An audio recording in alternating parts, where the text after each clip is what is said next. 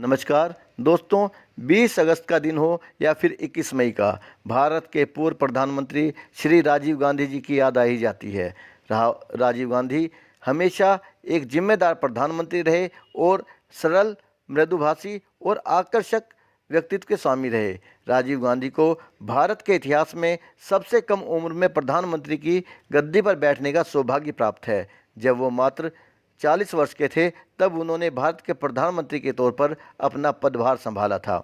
देश के युवाओं को जिम्मेदार बनाने और देश की उन्नति की राह पर आगे बढ़ाने के लिए राजीव गांधी ने अपने कार्यकाल में कई बड़े फैसले लिए। राजीव गांधी को 1991 में मरणोपरांत देश के सबसे प्रतिष्ठित पुरस्कार भारत रत्न से सम्मानित किया गया। दोस्तों, आज हम इस महान शख्सियत की ज़िंदगी के तमाम पहलू, उनकी ज़िंदगी से जुड़े हुए रहस्य, रोचक बातें, उनके ऊपर लगे आरोपों के बारे में एक एक परत खोलेंगे। लेकिन अगर आप मेरे चैनल पर पहली बार आए हैं तो मेरे चैनल को सब्सक्राइब करके साथ में बने घंटी के निशान को क्लिक करके मेरा उत्साह और मेरा मनोबल जरूर बढ़ाएं। दोस्तों, राजीव गांधी का जन्म इंदिरा गांधी और फिरोज गांधी के पुत्र के रूप में 20 अगस्त 1944 को मुंबई में हुआ था। दोनों के अलगाव के बाद इंदिरा गांधी राजीव गांधी को लेकर अपने पिता जवाहरलाल नेहरू के साथ रहने लगी। राजीव गांधी यहीं बड़े हुए और उन्होंने अपने नाना और मां के साथ राजनीति को करीब से देखा। राजीव गांधी की स्कूल की पढ़ाई देहरादून के नामी स्कूल द दून से हुई। इसके बाद कॉलेज की शिक्षा लेने के लिए वो लंदन के प्रतिष्ठित इंपीरियल कॉलेज में गए। फिर उन्हें मशहूर कैम्ब्रिज यूनिवर्सिटी से इंजीनियरिंग करने का ऑफ़र मिला, लेकिन 1965 तक कैम्ब्रिज में पढ़ाई करने के बाद उन्होंने अपनी पढ़ाई बीच में ही छोड़ दी। 1966 में भारत वापस आने पर इंदिरा गांधी देश की प्रधानमंत्री बन चुकी थी। इसके बाद राजीव गांधी ने दिल्ली के फ्लाइंग क्लब में विमान उड़ाने की ट्रेनिंग ली और इस ट्रेनिंग को पूरा करने के बाद वो इंडियन एयरलाइंस में बतौर पायलट काम करने लगे। 1965 में कैम्ब्रिज में पढ़ाई करने के दौरान उनकी दोस्ती एंटोनियो मैनो से हुई। ये दोस्ती धीरे धीरे प्यार में बदल गई, जिसके बाद 1969 में दोनों ने शादी कर ली। एंटोनियो मैनो ने शादी के बाद अपना नाम बदलकर सोनिया गांधी रख दिया। इन दोनों की 2 संतानें हुई, जिनका नाम प्रियंका गांधी और राहुल गांधी है। दोस्तों, राजीव गांधी के भाई संजय गांधी अपनी मां के साथ राजनीति के मैदान में उतर चुके थे। उनका साथ बखूबी निभा रहे थे। ऐसा कहा जाता है कि राजनीतिक परिवार से संबंध रखते हुए भी राजीव गांधी को कभी भी राजनीति में रुचि नहीं रही। लेकिन 1980 में संजय गांधी की विमान दुर्घटना में आकस्मिक मौत के बाद राजीव गांधी को अपनी मां के साथ राजनीति में उतरना पड़ा। राजीव गांधी ने 1982 में उनके भाई की पूर्व लोकसभा सीट अमेठी का चुनाव जीतकर अपने राजनीतिक कैरियर की शुरुआत की। 31 अक्टूबर 1984 में इंदिरा गांधी के बॉडीगार्ड द्वारा उनकी हत्या करने के बाद हुए लोकसभा चुनावों में कांग्रेस ने ऐतिहासिक जीत दर्ज करते हुए 80% सीटों पर कब्जा जमा लिया, जिस वजह से राजीव गांधी 40 साल की उम्र में देश के सबसे युवा प्रधानमंत्री बने। राजीव गांधी ने अपने कार्यकाल में कई ऐसे फैसले लिए जिनका देश आज भी शुक्रगुजार करता है। तो चलिए बताते हैं ऐसे ही राजीव गांधी के कार्यकाल की कुछ उपलब्धियों के बारे में।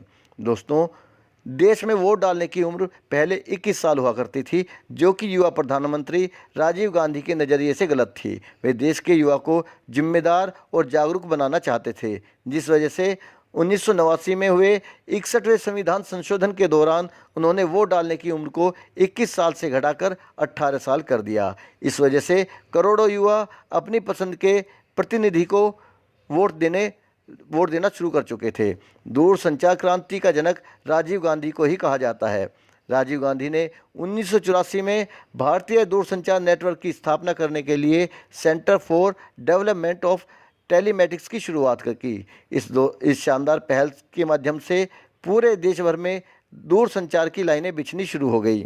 देश भर में जगह जगह पीसीओ खुलने लगे ताकि लोग देश दुनिया के अन्य लोगों से जुड़ सकें। देश में पहले कंप्यूटर आम जनता से कोसों दूर हुआ करता था। उसी दूरी को कम करने के लिए राजीव गांधी ने कई बड़े फैसले लिए। अपने दोस्त सैम पित्रोदा के साथ मिलकर उन्होंने देश में कंप्यूटर क्रांति लाने के लिए कई अहम कदम उठाए। राजीव गांधी का मानना था कि विज्ञान और कंप्यूटर के बिना देश आगे नहीं बढ़ सकता, जिस वजह से उन्होंने आम जनता तक कंप्यूटर की पहुंच बढ़ाने के लिए उस पर लगने वाले आयात शुल्क में भारी कटौती की। देश भर के बच्चों को अच्छी शिक्षा मिल सके, इसके लिए राजीव गांधी ने अपने कार्यकाल के दौरान नवोदय विद्यालय की शुरुआत की। इन विद्यालयों में प्रवेश करने के लिए हर साल प्रवेश परीक्षा आयोजित की जाती थी। जो भी मेधावी छात्र इस परीक्षा को पास कर लेते थे, उन्हें ही स्कूल में प्रवेश मिलता है। नवोदय में बच्चों को कक्षा 6 से लेकर 12वीं तक की शिक्षा और हॉस्टल में रहने की सुविधा मुफ्त में दी जाती है। पंचायती राज को मजबूत बनाने का श्रेय भी श्री राजीव गांधी को ही जाता है। उनका मानना था, जब तक पंचायती राज देश में मजबूत नहीं होगा, तब तक देश के निचले स्तर तक लोकतंत्र नहीं पहुंच पाएगा। अपने कार्यकाल के दौरान राजीव गांधी ने पंचायती राज को मजबूत करने के लिए एक प्रस्ताव भी बनवाया था। 21 मई 1991 में उनकी हत्या के एक साल बाद उनके इस सपने को पूर्ण किया गया। 1992 में 73वें और 74वें संविधान में संशोधन करके देश भर में पंचायती राज व्यवस्था का उदय हुआ। नरसिम्हा राव सरकार ने 64वें संविधान संशोधन को आधार मानते हुए 37वें संविधान संशोधन विधेयक पारित कराया और 24 अप्रैल 1993 को इस व्यवस्था को पूरे देश में लागू कर दिया गया। उनके शानदार प्रधानमंत्री काल के दौरान उनके ऊपर बोफोर्स तोप की खरीदारी में रिश्वत खाने का भी आरोप लगा। इस मुद्दे को विपक्ष ने एक लंबे समय तक बहुत मजबूती के साथ उछाला, जिससे विपक्ष को काफ़ी फायदा भी हुआ।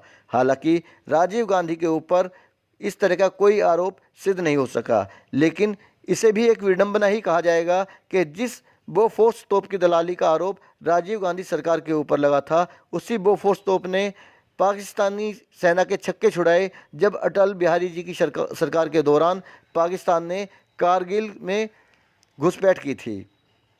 श्रीलंका में हो रहे आतंकवादी हमले से निपटने के लिए राजीव गांधी ने कई कदम उठाए थे और यही कदम उनके जीवन पर भारी पड़े। 21 मई 1991 के दिन राजीव गांधी तमिलनाडु में चुनावी रैली पर थे और तभी आत्मघाती बम धमाके में उनकी हत्या कर दी गई और देश ने महान और एक युवा प्रधानमंत्री को खो दिया।